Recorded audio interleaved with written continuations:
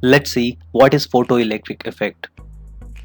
To put it in one line, when the light or radiation of sufficient energy falls onto some material, it ejects electrons from its surface. Let's further see it in details.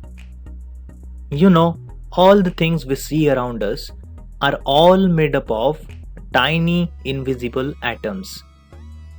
And this atom at its center has a nucleus which is positively charged, mainly due to its constituents protons present along with neutral neutrons, and surrounding this nucleus are electrons which are of course negatively charged.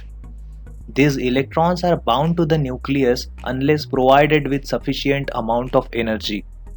On the other hand, light can be considered as particles or as waves. As its particle nature, it consists of photons having particular energy, say h nu, where h is the Planck's constant and nu is the frequency corresponding to that radiation. Radiation interacts with matter in different ways like scattering, pair production, photoelectric effect, out of which we are only concerned with photoelectric effect here. In this effect, when a photon of energy say h nu strikes an inertial electron, it gets absorbed by the electron, and this electron, now having sufficient energy, leaves the atom. This ejected electron is known as photoelectron. However, it is not always possible that whenever light hits the material, it strikes out an electron. It requires some minimum amount of energy known as work function to pull out an electron from the surface. Work function may be represented by Greek letter phi. This work function is intrinsic property of a material. So it means if the energy of incident light is less than the work function, photoelectric effect is not possible.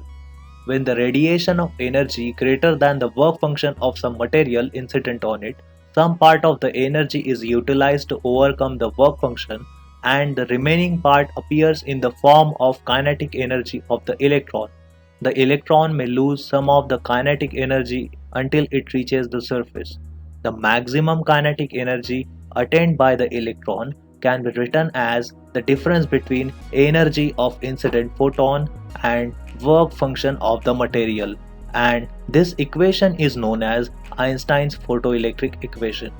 Now you may have also noticed that in case the incident photon has energy equal to the work function, then the electron will just come out of the material but could not attain the velocity any further. So when the energy of the incident photon is equal to work function, the frequency corresponding to this energy is called threshold frequency, and the corresponding wavelength is threshold wavelength. Photo emission can occur from any material, but it is most easily observed in metals like cesium, potassium, sodium, lithium, and many more, since they have relatively low work functions, and these are corresponding threshold wavelengths. You see, these wavelengths fall in visible spectrum, which means even the visible light may trigger the photo emission in these metals. For the experiment on photoelectric emission and terms like photocurrent, stopping potential, saturation current, and much more, you may wait for the extended version of this video. Till then, stay tuned.